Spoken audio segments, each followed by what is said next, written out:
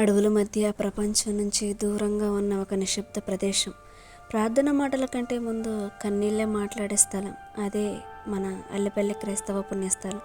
ఇది కేవలం ఒక సిలువ ఉన్న చోటు కాదు, నిరాశలో ఉన్నవారికి ఆశ, భారంగా ఉన్న హృదయాలకు శాంతి. ఈరోజు మనం వినబోయే కథ అల్లిపల్లి ఎలా ప్రార్థనకు సమాధానం దొరికే స్థలంగా మారిందో చెబుతుంది.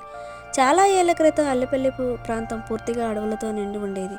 ఆ ప్రాంతంలో ఎవరూ సాయంత్రం తర్వాత వెళ్ళేవారు కాదు. అలాంటి సమయంలో ఒక చిన్న గ్రామానికి చెందిన డానియేల్ అనే క్రైస్తవుడు తన జీవితంలో తీవ్రమైన కష్టాల్లో ఉన్నాడు. ఉద్యోగం పోయింది, అప్పులు పెరిగాయి, ఇంట్లో అనారోగ్యం, ప్రార్థన చేసిన సమాధానం లేదన్న భావన. ఒక రాత్రి డానియేల్ కన్నీళ్లతో యేసయ్యను ఇలా అడిగాడు, ప్రభువా, నన్ను విడిచిపెట్టేవా అని. అదే రాత్రి అతనికి ఒక కల వచ్చింది. ఒక అడవి మధ్యలో ప్రకాశించే సిలువ కనిపించింది. ఆ సిలువ దగ్గర ఒక స్వరం వినిపించింది, భయపడకు, నేను నీతో ఉన్నాను. ఉదయం అయ్యాక డానియేల్ ఆ కలను మర్చిపోలేక ఆ అడవిలోనికి వెళ్ళాలని నిర్ణయించుకున్నాడు.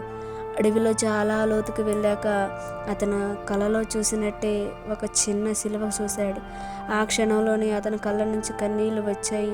అక్కడే మోకాళ్ళపై కూర్చొని యేసయ్య పేరుతో ప్రార్థించాడు. ఆ రోజు నుంచి డానియేల్ జీవితంలో మార్పులు మొదలయ్యాయి. చిన్న ఉద్యోగం దొరికింది, ఆరోగ్యం మెరుగుపడింది, మనసుకు శాంతి వచ్చింది. తన అనుభవాన్ని గ్రామ ప్రజలకు చెప్పాడు. ఆ తర్వాత నిరాశలో ఉన్నవారు, అనారోగ్యంతో బాధపడేవారు, సమాధానం కోరుకునేవారు అల్లిపల్లికి రావడం మొదలుపెట్టారు.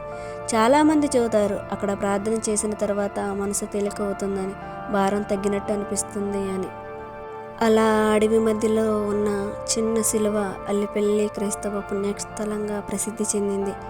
అల్లిపల్లి మనకు ఒకటే గుర్తు చేస్తుంది, ప్రార్థన వెంటనే ఫలితం ఇవ్వకపోయినా దేవుడు వినడం మాత్రం ఎప్పుడూ ఆపడు.